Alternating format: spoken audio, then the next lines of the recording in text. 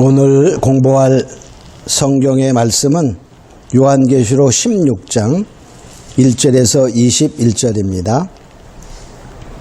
요한계시록 16장 전체이지만 읽는 것은 4절까지만 읽도록 합니다. 요한계시록 16장 1절 말씀. 또 내가 들으니 성전에서 큰 음성이 나서 7 천사에게 말하되 너희가 가서 하나님의 진노의 7 대접을 땅에 쏟으라 하더라. 첫째가 가서 그 대접을 땅에 쏟음에 악하고 독한 헌대가 짐승의 표를 받은 사람들과 그 우상에게 경배하는 자들에게 나더라. 둘째가 그 대접을 바다에 쏟음에 바다가 곧 죽은 자의 피같이 되니 바다 가운데 모든 생물이 죽더라. 셋째가 그 대접을 강과 물 근원에 쏟음에 피가 되더라. 아멘. 자, 오늘 공부할 성경의 제목은 셋째 화입니다. 자, 계시록에는 3대 화가 있다 그랬어요. 첫째 화는 5째 천사가 나팔 불 때 이루어지고, 또 둘째 화는 6째 천사가 나팔 불 때 바로 세계 3차 대전 핵전쟁이 난다 그랬습니다. 셋째 화는 바로 7째 천사가 나팔 불 때 7 대접 재앙이 내리는 그러한 재앙이며 화입니다.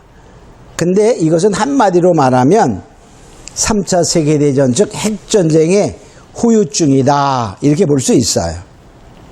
근데 이것은 계시록 3대 이적 중에 하나다. 똑같이 됩니다. 계시록의 3대 이적은 계시록 12장 1절에 보면 해를 입은 여자의 이적, 계시록 12장 3절에는 붉은 용의 이적, 계시록 15장 1절에 7 재앙의 이적, 이렇게 나와 있어요. 그런데 그 7 천사가 나팔 불 때 7 재앙의 이적이 있다 그랬는데 바로 그것이 16장에 나타났었어요. 그래서 3대 이적을 우리가 공부할 때 7 재앙의 이적을 공부할 때 이것을 했어요. 그게 같은 표현이에요. 그럼 왜 3대 이적에도 나오고 3대 화에도 나올까? 우리가 그렇게 생각해 봅니다. 그만큼 뭡니까? 중요하다는 거예요. 자, 이 7 대접 재앙, 즉 셋째 화는 온 세상이 완전히 없어지는 거예요. 새하늘과 새 땅으로 창조되는 거예요. 바로 그 이적보다 더 큰 이적이 어디 있겠어요. 그래서 바로 3대 이적의 세 번째 이적에 나오고 또다시 셋째 화에 나타나요. 똑같은 것인데 두 가지로 표현되는 것은 계시록은 뭐냐? 우리가 그 전에 공부할 때 반복 계시다 그랬어요. 반복 계시. 똑같은 내용인데 다른 말로 표현하는 거예요. 그래서 강조하고 강조하는 거예요. 그만큼 뭐야? 중요하다. 꼭 알아라. 결코 잊어서는 안 된다. 모르면 안 된다. 함을 강조하는 것이다. 이렇게 볼 수 있어요. 자, 그러니까 이제 7 대접 재앙의 첫째 대접을 봅니다. 첫째 대접은 땅에 쏟았다 그랬어요. 근데 악하고 독한 헌대가 나는데 누구에 나오냐 하면은 짐승의 표, 즉 666표를 받은 자에게 났다 그랬어요. 그러니까 바로 이 시대에는 지금 여기는 누가 살고 있어요? 다 짐승의 표 받은 자들, 666표 받은 자들이 바로 살고 있는 시대야. 그 둘째 화에 남은 자들도, 죽은 자들도 표 받은 자, 죽지 않고 살아남은 자도 표 받은 자야. 그 표 받은 자에게 바로 뭐냐? 독하고 악한 헌대가 난다. 치료받지 못할 헌대, 피부병입니다. 그러니까 핵전쟁의 후유증의 첫 번째로 나타나는 것이 사람들의 피부가 상하는 피부병이다. 이렇게 볼 수 있어요. 자, 두 번째 3절에 보면 둘째가 대접을 쏟죠. 둘째 대접죄양은 바다에 쏟는다. 바다는 세상을 말합니다. 그러니까 피같이 되는 거야. 그러니까 살 수 없는 세상이 되는 거야. 온 세상 인류가 죽어 세계가 죽음으로 피바다 되는 것을 보게 됩니다. 핵전쟁이 일어났을 때 전쟁으로 3분의 1이 죽고 거기에 그 나타나는 여러 가지 방사능의 피해라든가 어떠한 정말 살아남았지만 많은 병이 들고 몸이 망가진 그러한 사상, 죽은 자도 있지만 상한 자도 있다 그 말이에요. 그들이 또 계속 죽어가서 3분의 1, 즉 3분의 2가 죽는 그런 상태로 되지요. 또 세 번째 4절에 보니까 셋째 대접재앙은 셋째 대접을 강과 물의 근원에 쏟았다 그랬어요. 강과 물의 근원에 쏟으니까 모든 물이 피가 되었다고 말하면 모든 물이 피가 되었다는 말은 그 물들이 다 오염되는 거예요. 그래서 먹을 수 없어요. 그 물을 통하여 죽음이 초래됩니다. 근데 그것을 우리는 이렇게 말합니다. 여기 4절에 보니까 성도들의 자 여기 5절에 보면 자 심판하심이 의로우시다 하면서 6절에 자 선지자들과 성도들과 선지자들의 피를 흘렸으므로 저희가 피를 마시게 함이 합당하다. 그러니까 성도들과 선지자의 피를 그들이 흘렸어요. 그러니까 결과적으로 선지자들과 성도를 죽인 것처럼 그들도 그 오염된 물, 피로 인하여 죽임을 당하는 즉 하나님의 피의 신원하심을 볼 수 있습니다. 또 네 번째 대접을 땅에 쏟는 것은 결과적으로 8절에 보니까 대접을 해에 쏟았다 그랬어요. 해에 쏟으니까 해가 권세를 받아 불로 사람을 태운다 그랬어요. 해가 권세를 받습니다. 우리가 전번에도 한번 이거 자세히 했지만은 핵전쟁이 나면 어떻게 된다고 그랬죠? 맨 처음에 핵폭발이나 이런 폭발로 큰 분진이 핵먼지가 많이 올라가게 됩니다. 이게 하늘을 덮어서 하늘에 그 과학자나 군사 전문가들에 의하면 바로 하늘 햇빛의 99%를 차단한다. 그렇게 말해. 그러니까 결과적으로 뭐죠? 완전히 암흑의 세계가 되는 거야. 그래서 결과적으로 해가 몇 달 동안 비추지 못하니까 지구의 온도는 냉각시대가 돼요. 그것을 핵겨울이라 이렇게 표현하게 됩니다. 근데 그와 동시에 그 핵먼지가 확 올라갈 때 거기에 많이 올라가는 그러한 분자 중에 탄산가스가 있습니다. 일산화탄소가 있어요. 일산화탄소. 즉 산소가 하나인 탄소죠. 일산화탄소라 그래요. 일산화탄소. 그거를 원자로 표현하면 CO가 돼. CO. C는 탄소, O는 산소입니다. 자, 거기에다가 좌우에 가면 오존층이 있어요. 오존으로 대기권 위에 오존층이 이렇게 있는데 그 오존층이 일산화탄소하고 만나게 됩니다. 그 오존은 원소로 말하면 그 O3야. O3. 그래서 CO와 O3 즉 일산화탄소와 오존이 결합하면 오존의 산소 하나 O가 CO 즉 일산화탄소에 붙어서 CO2 탄산가스와 O2 산소로 분리가 됩니다. 그래서 오존층이 완전히 파괴가 되는 거예요. 오존층이 완전히 파괴되면 어떻게 되나. 그리고 이제 얼마 후에 그 분지는 공기보다 무거우니까 내려오게 됩니다. 내려와서 다 가라앉으면 이제 다시 햇빛이 비치게 되죠. 햇빛이 비치게 됐을 때 오존층이 파괴됨으로 말미암아 그 햇빛이 들어올 때 적외선, 자외선이 하나도 걸러지지 않고 그냥 통과해서 사람들에게 닿게 됩니다. 그러면 그 자외선이 바로 이 피부를 태우는 거야. 우리가 해안가에도 가면 자외선이 강해서 바로 피부가 상해요. 타요. 그래서 바로 햇빛에 가서 우리가 해변가에 가서 피부를 태우면 막 물집도 생기고 피부가 망가지는 것처럼 그런 상태가 아주 심해져요. 피부가 파괴되는 그러한 일이 일어나게 되죠. 이것을 가리켜 해가 권세를 받아 사람을 태운다. 이렇게 보면 됩니다. 그러니까 이건 과학적으로도 맞는 거예요. 자, 그러면 그러니까 결과적으로 뭡니까? 사람들이 막 그냥 노출되어 있으면 다 피부가 망가지고 막 썩어가는 거야. 망가져서. 스가랴 10장 12절에 이렇게 표현하고 있습니다.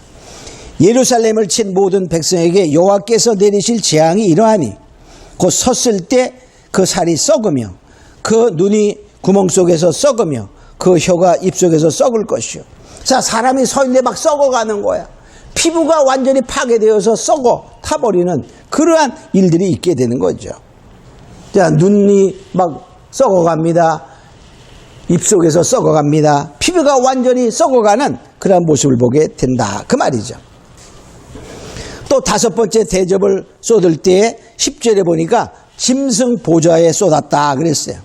짐승 보좌에 쏟으니까 나라가 어두워졌다 그랬어요. 짐승 보좌가 어디입니까? 세상입니다. 그러니까 아까도 얘기했지만 핵분진이 다 내려오기 전에까지는 뭡니까? 완전히 어둠의 세계가 되는 거야. 그러니까 짐승의 보좌 세상 통치 그 짐승의 보좌 세상이 어두워지고 암흑세계가 된다. 그런 말이에요. 그와 동시에 뭡니까? 아픈 것과 종기로 인하여 하나님을 원망했다. 그러니까 핵전제 후유증으로 여러 가지 병들이 생겨나죠. 햇빛은 차단되어서 정말 핵겨울같이 추워집니다. 온 피부가 상합니다. 그 원망하는 거예요. 왜? 하나님의 은혜가 없으니까 원망밖에 나오는 게 없어요. 그러면 순서가 다르지 않냐? 아까 한 그 해에 쏟은 거하고 짐승 보좌에 쏟은 거하고 순서가 다르지 않냐? 이건 사람의 시간표를 보면 순서가 다르게 나온 것 같지만 하나님의 시간으로 보면 언제나 모든 과거나 현재나 미래도 다 현재성입니다. 그래서 하나님의 표현은 우리가 알아야 돼요. 우리의 시간표로 계산하는 게 아니라 하나님의 이렇게 바라볼 때에는 바로 똑같은 시간입니다. 그래서 여기 넷째 대접과 다섯째 대접의 순서가 바뀐 것 같지만 실제는 바뀌어도 아무런 상관이 없어요. 우리가 이거를 하나님의 시간표로 볼 수 있는 시각이 필요한 것을 알 수 있습니다. 또 여섯째 대접을 쏟았다. 그러니까 큰 강 유브라데에 쏟았다 말합니다. 큰 강 유브라데는 바로 문명의 발생지예요. 그렇죠? 인류들이 문화의 꽃을 이루었던 그러한 곳이고, 자, 그런데 거기에 보니까 강물이 말라 동방에서 오는 왕들을 길을 예비했다 이렇게 말해. 근데 여기서 강물이 말랐다 그런 말은 물이 말라요. 그러니까 물이 실제 자연적으로도 물이 마르면 오기 불편하잖아요. 옛날에는 뭐 교통수도 나빴어요. 근데 그거보다는 하나님의 은혜의 물이 마르니 하나님을 대적하는 일에 하나 되기 쉽다 그런 말이에요. 응? 그래서 이때는 하나님 은혜가 없는 시대예요. 강물이 바싹 말랐어. 은혜가 없어. 그러니까 하나님을 대적하는 아직까지 살아남은 왕들이 하나님을 대적하기 위하여 한 곳으로 모이는 것을 말합니다. 근데 그때 역사하는 것이 개구리 같은 더러운 영이다 그랬어요. 개구리 같은 더러운 영이 용의 입과 짐승의 입과 거짓 선자의 입. 그러니까 용과 적그리스도 짐승과 거짓 선지자가 하나 되는 거야. 근데 왜 개구리 같은 더러운 영이라 그랬냐? 우리 개구리는 그냥 보면 그렇게 더럽다고 볼 수 없지요? 근데 개구리 영적으로 보면 아주 더러운 자입니다. 뭐해? 우리는 오직 예수 하나를 믿고 하늘을 향해 살아가야 되는 것이 성도인데, 개구리는 뭐죠? 물에도 있다가 물 밖에 땅, 무새도 있다 왔다 갔다 하는 거야. 그러니까 결과적으로 이걸 영적으로 보면 이래도 좋고 저래도 좋고 예수도 좋고 우상도 좋고 이러한 더러운 영의 표현이다라고 볼 수 있어요. 그러니까 결과적으로 그 더러운 그 영들, 거짓 선지자의 입, 용의 입, 즉 짐승의 입에 다 있으니까 다 일치가 잘 되죠. 결과적으로 그들의 말을 듣고 아마겟돈이라는 그러한 곳으로 봅니다. 아마겟돈은 뭐죠? 살육의 산이야. 그러니까 하나님이 아마겟돈으로 싹 모여게 만들어 놓고 하나님이 그냥 진로의 대접을 쏟아버려서 그냥 멸절시키는 거예요. 하나님을 대항하는 전쟁이 이루어진 것이 아니라 그냥 하나님이 한 곳으로 모여 살육의 산, 아주 살육해버리는 거야. 쓸어버리는, 멸절시키는 그런 것에 모아서 다 파괴하는 것입니다. 자, 그래서 결과적으로 뭐냐, 이제 그렇게 모아놓고 하나님이 일곱째 대접을 공기에 쏟았다. 그 말이야. 공기에 쏟았다는 말에 온 세상에 쏟는 거야. 자, 온 세상에 쏟으니 큰 지진이 나고 큰 성이 세 갈래로 갈라졌다. 이렇게 말해. 19절에 보니까 큰 성이 세 갈래로 갈라지고, 그래. 18절에 지진을 보니까 이 같은 큰 지진이 없었다. 그 전에도 지진은 많이 있었어요. 그죠? 그러나 이 같은 지진은 없단 말이야. 세계를 완전히 파괴하는 지진을 말하는 거야. 그래서 결과적으로 뭡니까? 19절에 보니까 만국의 성들도 무너지니 큰 성 바벨론이라. 만국의 성, 온 세상이 다 무너진다. 그런 말이에요. 또 20절에 보니까 섬도 없어지고 산악도 간데 없더라. 그러니까 온 세계가 완전히 변하는 거예요. 완전히 파괴되는 그러한 바로 일곱대 대접을 통하여 완전히 하나님의 진노가 이제 이 세상을 완전히 바꾸는 거야. 그리고 뭐냐, 새 하늘과 새 땅을 만들어서 하나님이 바로 천년왕국을 건설하시고 다스리는 새로운 창조의 역사가 이루어지는 것이 바로 마지막 일곱 대접동을 통하여 그것을 이루어서 이것이 바로 하나님의 종들을 통하여 바로 선제를 통하여 전하신 복음같이 하나님의 비밀이 이루어진다. 이렇게 말해요. 그때가 되면 온 세상이 계시록 11장 15절에 세상 나라가 우리 주와 그리스도의 나라가 되어 통치하는 시대가 된다라고 말하고 있는 것을 보면서 우리는 이제 더욱더 이제 이 정말 참성도 하나님의 입맞은 성도들은 둘째 화, 셋째 화에는 보초에 가 있고 첫째 화의 시대에도 해봤지 않아요. 그리고 그때부터 이제 하나님의 피난처로 인도해 가기 시작합니다. 그래서 정말 하나님의 입맞은 성도는 이 세 가지 화, 첫째, 둘째, 셋째와 다 관계없어요. 그러면 뭡니까? 이제 결과적으로 뭐냐, 그 전에 일어나는 환난은 관계가 있지만 하나님의 진노는 우리가 관계가 없음을 알고, 여섯째, 일곱째 천사가 나팔 불 때 이루어지는 둘째와 셋째와는 하나님의 진노의 심판이라는 사실을 우리가 깨닫고, 우리가 더욱더 우리가 믿음 안에 굳게 서서 정말 하나님의 진노와는 관계없는 성도가 되어 하나님의 보호받는 모두가 되겠음으로 축원합니다. 우리 잠깐 기도합니다. 고마우로 하신 아버지 하나님 감사합니다. 하나님, 이제 셋째와는 하나님의 진노의 일곱 대접 재앙이요, 또한 계시록에 나오는 세 번째의 바로 일곱 재앙 이적임을 우리가 알았습니다. 바로 이렇게 두 번 똑같은 내용을 다른 의미로 표현하는 것은 그만큼 중요하고 그만큼 성도들이 꼭 알아야 된다는 사실을 기억하고, 우리가 정말 하나님의 참성도, 정말 주님이 원하시는 성도가 되어 하나님의 보호받고 승리하는 모두가 되게 하여 주시옵소서. 감사하고 믿사하며 예수님의 이름으로 기도합니다. 아멘.